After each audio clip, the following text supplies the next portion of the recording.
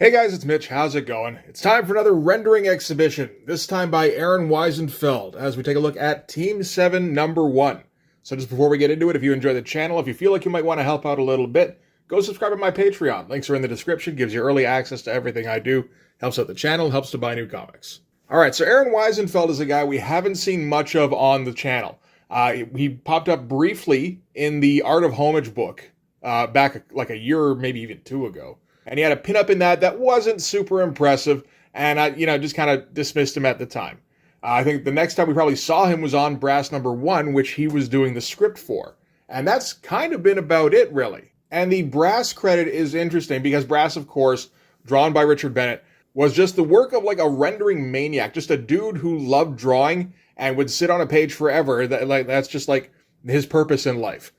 And Team 7, I mean, it's not drawn by Richard Bennett, it's drawn by Aron Wiesenfeld, but it has very much the same kind of feel. So we might as well get into this. We could start with the cover. That's a pretty damn good one, actually. I think at my first look, I thought this was maybe a little bit too cluttered, but on second thought, the inking is differentiated enough between the main figure here, which is Deathblow, from the figures around him. So he's a good central figure. He's got a nice kind of foundation of bodies here that he's standing on. And then he's got all of his buddies, peeking out around the corners here. Everything is pointing out from the middle of the cover. It's a good composition. Nice detail, a lot of different accessories and stuff that he's got just strapped onto him here. Nice lighting as well. He's doing the thing that I forgot to do with Popo on the double page spread, where he's being lit up by the muzzle flare, even though, there's more ambient light theoretically that should be affecting him more, but this is more dramatic. That's what you want to go for. But yeah, tons and tons and tons of detail, which is appropriate because that's what we're going to get. All right, so this is going to be, as I said, penciled by Aron Wiesenfeld, inked by Trevor Scott, who seems to do a pretty good job in this. I don't recall too much of what he's done before. So I think he's the guy who used to... No, you know what? I'm thinking of Alex Garner. I'm not even sure what Trevor Scott's inked before. I don't think I've ever had any real problems with him. Story by Chuck Dixon. Chuck Dixon I mostly know from The Punisher, and I think he's popped up a fair bit when there's a grim and gritty, like street crime kind of comic to be written, or some kind of war comic. Obviously, he's done a fair bit more than that. He's been in comics a long-ass time, but that's just the stuff I know him for. Okay, so we're going to start off with a big old splash page of our guys doing a jump from a helicopter. Will they be jumping into an installation to deal with a bunch of nobodies? And then at the end get confronted by a big nobody. No, because Rob Liefeld didn't write this. It will get pretty close, though. And this will be a slightly more realistic version of that kind of scenario with Chuck Dixon doing the writing. So yeah, we get our guys jumping out of the chopper here. Big, gigantic shot of Deathblow. Deathblow's kind of going to be the main character in this. We've also got Grifter. I believe this is Lynch. This is Dane from Wetworks. And then another guy in here is Slavin. What's his fucking name? I think that's his name. Backlash, anyway. There appears to be a couple more members who are in on this who I didn't recognize, but those are the big ones who have all starred in some Wildstorm comic or another before this. This is more of an origin story or something along those lines, essentially. This is meant to take place in the 70s, and this is what these characters were doing before they had guys like Jim Lee or J. Scott Campbell drawing them. So yeah, we get all our figures here. Goofy poses. Like I said, Deathblow here gets pride of place. Big, gigantic shot here. And then everybody else is in these goofy, like almost Liefeld-looking poses. I wonder if there's almost a bit of commentary with how often Liefeld uses the parachute drop scenario. It's possible. Pretty good looking opening shot, though. And then we get a big old 2-page splash of Team 7 just landing in, the installation probably, and laying waste to everything they see. It's pretty good stuff. Like, the perspective all works. There's a bunch of detail in the background. If you look up here, if you're going to bother looking at the background, I mean, we might as well. He drew it all. Everything here works in the perspective, and then you get to, like, the actual nuts and bolts of the construction. It's like, oh, so he just broke his neck right there, huh? It's like a little odd, because there's a whole bunch of fundamental stuff going down here that's pretty damn good, and then every once in a while it's just like, oh, wait, but he just can't draw faces. Or he's got some weird hang-up about drawing figures. It's just a little odd to see. Usually you see it the other way, where people master the figures or the faces or, whatever the thing you're going to see more often in a comic book first. And just Aron Wiesenfeld kind of did it in reverse. I mean, that's okay. He's going to get the reps in on this comic, and I think on a few others after this, and he's going to end up being quite good. Again, nice use of shading, nice use of blacks to separate the figures from the backgrounds here. Backgrounds are all mostly done in line art and very little rendering. And then you really darken up the figures to stand them out. I bet the black and white artwork for this looked really nice. And I like the shadowing up here actually on, like this guy, whoever this guy is. But he's got some very subtle double lighting going on, which I appreciate. More braca, as they just keep pushing in and wiping out. Yeah, that's one of the Team 7 guys shooting everything in existence. Big old explosion. This page is kind of incredible. Again, like nice use of the black on the figures here. Just like, how long did you spend drawing scaffolding? Is that justified? It's like, well, yeah, kind of. Like, look how good that scaffolding looks. Same with the explosion here. You're not supposed to draw all the debris. Don't you know that, Aron Wiesenfeld? And then the guy up here all in black just kind of set against the explosion. So, I don't know, he gets more attention called to him. Great looking page. And then, interesting choice here to do 6 very small panels of a bomb getting set. This is them breaking into the installation and, you know, running away. And then a tiny little explosion panel here. And then they kind of, you know, they post up and make badass faces while they report that they're going in. I wonder if Chuck Dixon had any input on the page layouts on this, because he was doing that on Punisher War Journal when Jim Lee first was starting to make a name for himself. Jim Lee didn't get to design his own pages.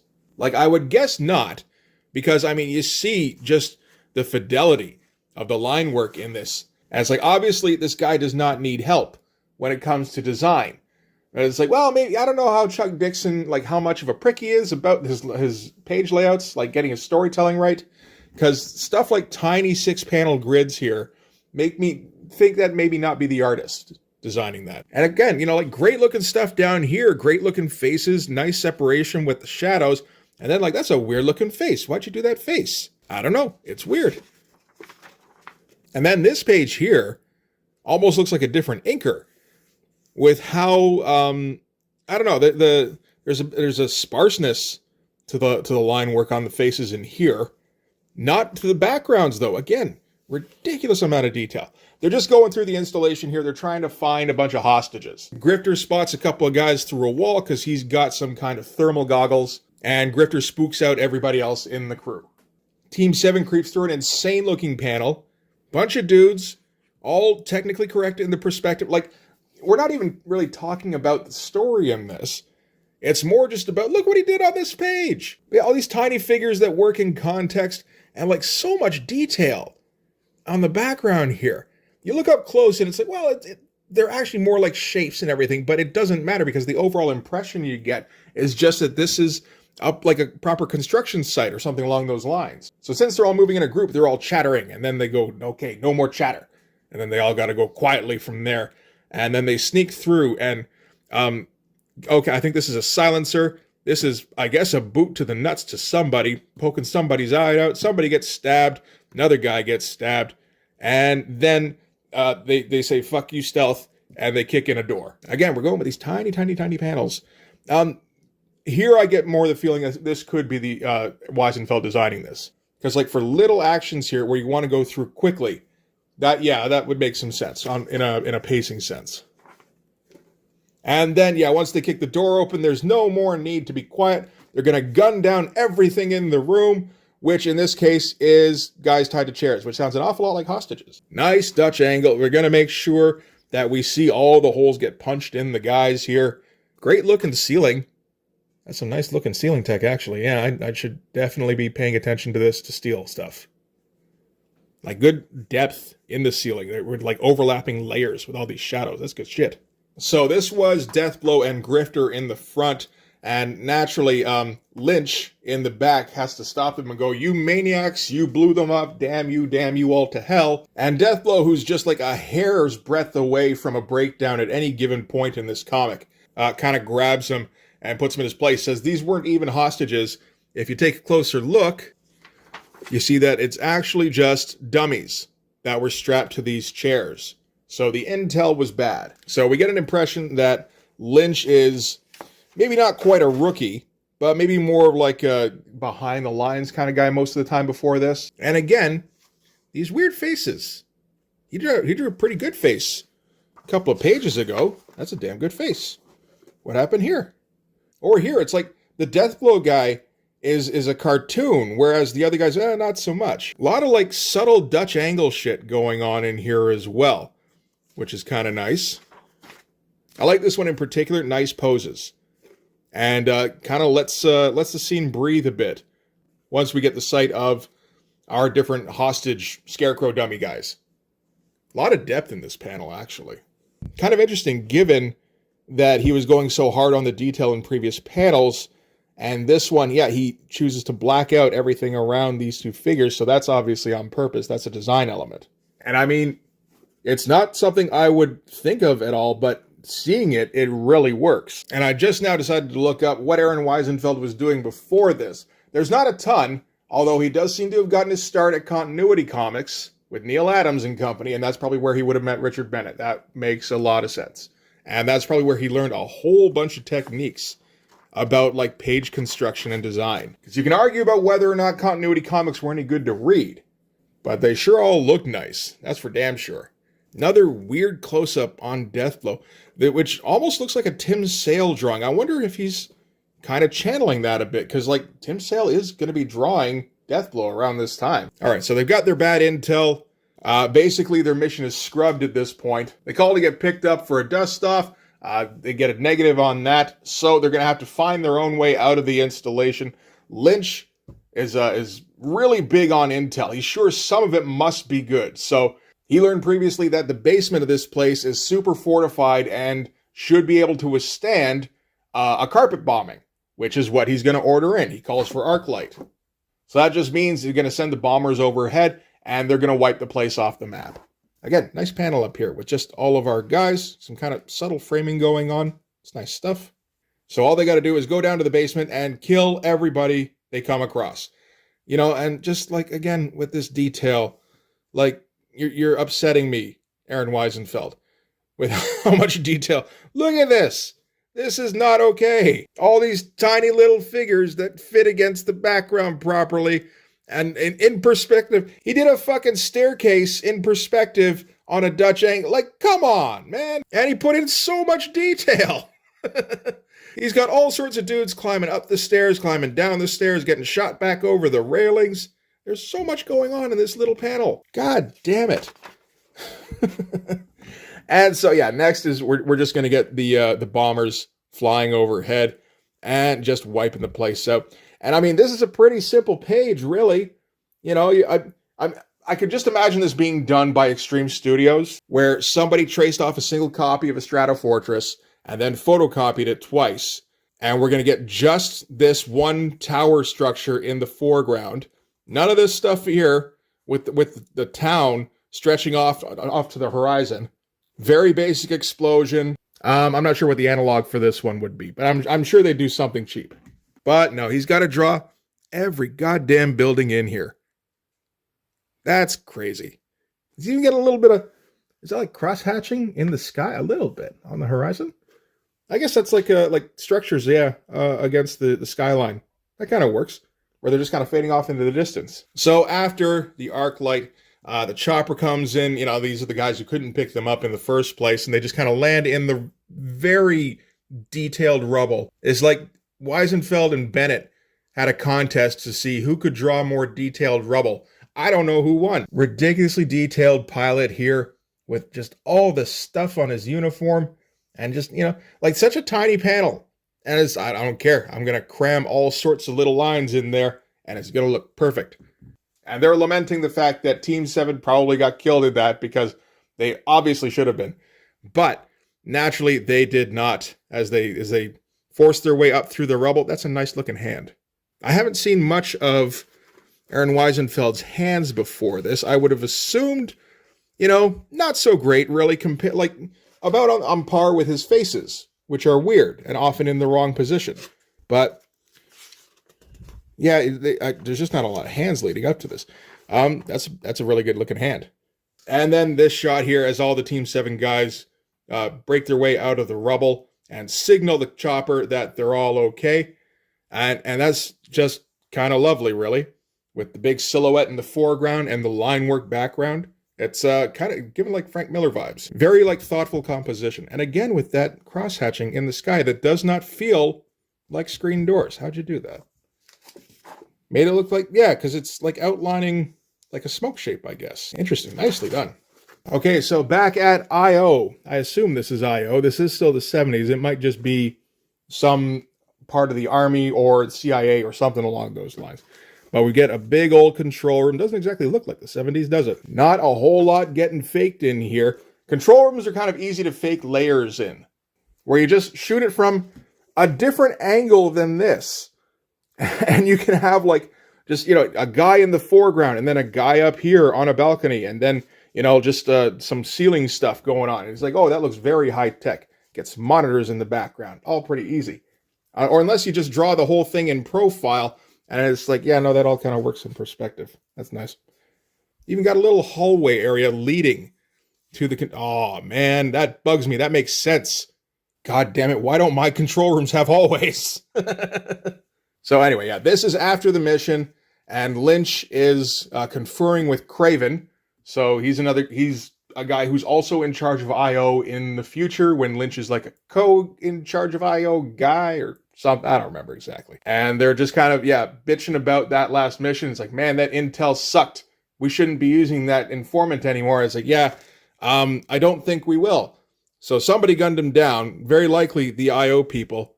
Oh, but he was a Picard fan. And yeah, a lot of detail.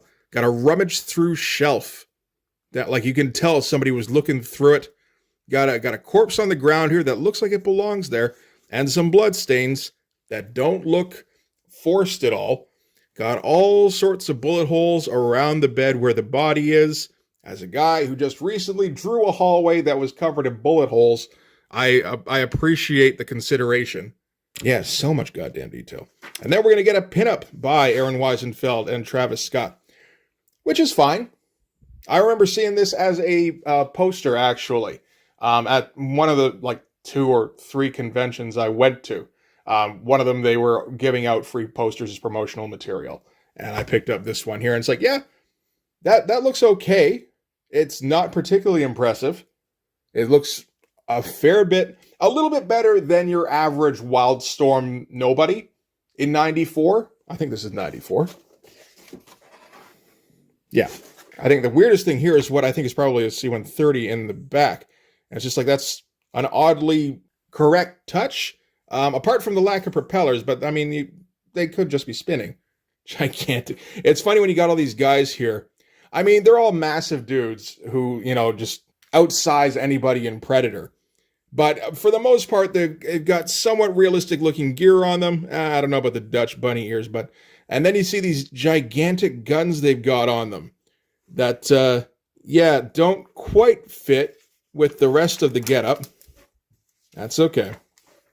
And just a bit of a back and forth between Craven and Lynch. It seems like Lynch is some kind of liaison between the I.O. higher-ups and the actual Team 7 team. So the kind of guy who wouldn't necessarily be trusted, but he's shown himself to have at least some kind of altruistic streak, or, no excess viciousness that some of the other guys seem to have, like Deathblow in particular. And speaking of Deathblow is threatening some dude back in the barracks. I guess this is another member of the team, came up through the Army and was looking through Deathblow's kit, which seems to be a no-no. That gets you Deathblow threatening you with a knife. Nice arm.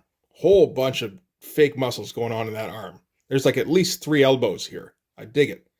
And so Grifter doesn't like Deathblow threatening the new kid, so he's going to threaten Deathblow with the gun. And in these tiny, tiny little panels. So naturally, when he walks away, Deathblow throws a knife at his back, and Grifter turns around and catches it between his hands. It looks pretty good, actually. It's very edgelordy, but this is before edgelord was a term, so I guess it's considered more macho now than anything. And yeah, the construction of the head on Grifter here doesn't look 100% right, but I don't really care, because look at all these lines. You didn't need to put all those lines there. I like the shadowing here, too, on the hand, and just like excess shadowing on the head. Like, there's just more try in your average panel here than there is in any other 3 homage books. Like, look at all the texture on this boot. That boot looks so good. But yeah, catches the knife and walks away. And once again, everyone is creeped out by Grifter. So far, we haven't actually got a whole lot of story, really. We got a botched mission, which, I mean, is enough for a story in your average image book around this time. Maybe even a couple of image stories. Like, you stretch that out over a couple of issues, you could do that. But we're now going to introduce more of a story element here with this footage here that's being submitted. Now, is this photocopied in any way? And then, because, I mean, the figures change from screen to screen. What we're seeing is a bunch of guys locked in a big old tile room, and then something pops up through the floor, and then everybody goes nuts, and they start, like, I think killing each other or killing themselves. It's kind of hard to tell exactly, particularly when blood starts flying all over the screen here. So I don't think these are photocopied based on the stains on the walls, if I'm looking at anything. These look like they're being approximated every time, but not exactly the same. So he's just drawing that over and over again. Maybe the grid was photocopied. As like a blue line thing, that would make some sense. And then just kind of lay everything over that. I hope that's what he did anyway. I just like redrawing that grid like 6 or 7 times. That would just give me a headache. So this is apparently happening in a state prison somewhere, and Team 7 is going to get sent in to essentially demolish the place. That seems to be what Team 7 does best. And again, just like a big unnecessary shot of the interior of whatever this room is. This observatory that they're in. Like, if it had just been the girders, I think, that would have felt like a bit much. And then they went and rendered the shit out of everything. A lot of cross-hatching. You gotta love it. I gotta say, I like how Trevor Scott, you know, like, I don't notice a whole lot of Trevor Scott's work. I like how he's keeping up here, though. He's doing some nice work on the cross-hatching. I like this page design here. There's some nice elements with the borderless panel here at the bottom. And the one figure here popping out and, like, stretching out over a few panels. That was something we saw Richard Bennett doing in Gen 13 Wired, actually. On a much larger scale, but still, that the one figure stretching out over multiple panels, that's always a fun look. Doesn't necessarily make a lot of sense, but it's usually fun to look at. All right, so we're going to get a second Halo jump. 2 jumps in 1 issue. I feel like you don't see that very often. And we're going to get some fairly easy stuff right up until we don't. So a big nothing space here in terms of the art. Just some silhouetted foliage, that kind of stuff. It's nice looking stuff, at least. There's some thought put into how the foliage is developed here. And same here, actually. Like, there's very little in these super skinny panels, but what you can see looks nice and considered. Even up here, it's pretty good stuff. And then the team comes upon a big open mass grave. And yeah, so we're done taking the night off because every single one of these corpses here needs to be drawn out. They're not done in an insane amount of detail. Like, you look at some of these smaller skulls, they're like cartoon skulls. But still, like, he went and he drew figures like all the way up. There is no fudging in here. Obviously, the ones down up here aren't going to have the same detail as the ones down here, but you'd expect, like, somewhere around here, it just turns into a mass of shapes, but he didn't do that shit. So that gets Team 7 mad, seeing a big old pile of bodies that somebody had to draw. So they're just going to go through and blow up everything and everyone, which I assume would have been the plan anyway, but now it's different because they're mad. Get a nice shot here with the figures coming out of the smoke. That's really nice and effective. And again, you know, like these faces aren't 100% great. You know, I feel okay saying that because I know Aron Wiesenfeld gets to be pretty good in not too long a time. It's just weird. It's that same thing Richard Bennett had, where like figures and faces aren't, you know, they're not quite there, but everything else is. Aron Wiesenfeld at least has a leg up on the figures over Richard Bennett. Nice choices here for how you go delineating the figures. So the ones in the main foreground here, they're all fully rendered. Then a bunch of silhouettes set against a mostly line work explosion or set of explosions. So everything pops nicely. That's good stuff. and just shooty on everything until they get to what looks like a refinery. What looks very much like a refinery. I wonder if this was light box or something. It feels like it could have been. Some nice looking stuff. So in support of whoever the opposing force is, some gunships come in and start shooting up the place. Team 7 does not move while the bullets hit all around them because they're too badass for that. So they wait for the gunships to pass overhead. Then they keep doing what they were doing, basically. Keep pressing in on whatever this compound is. Apparently they thought it was, as they say here, some sort of lab complex where they mix up all sorts of high-tech biochemical stuff. But they get inside and it's deserted. And there's no equipment there. There's still plenty to draw. There's still way too much to draw. So Aron Wiesenfeld is going to draw it. And then another page here that's like almost a page he took off. Like some pretty loosely shadowed heads. Not overly rendered. You look at what he was doing earlier. Like this is nighttime versus this one here in the day. But still, there's a lot more line work here versus here. This feels like, okay, we're at the finish line. Let's get it done. Also, I have one more splash to do where I'm going to spend a week on it.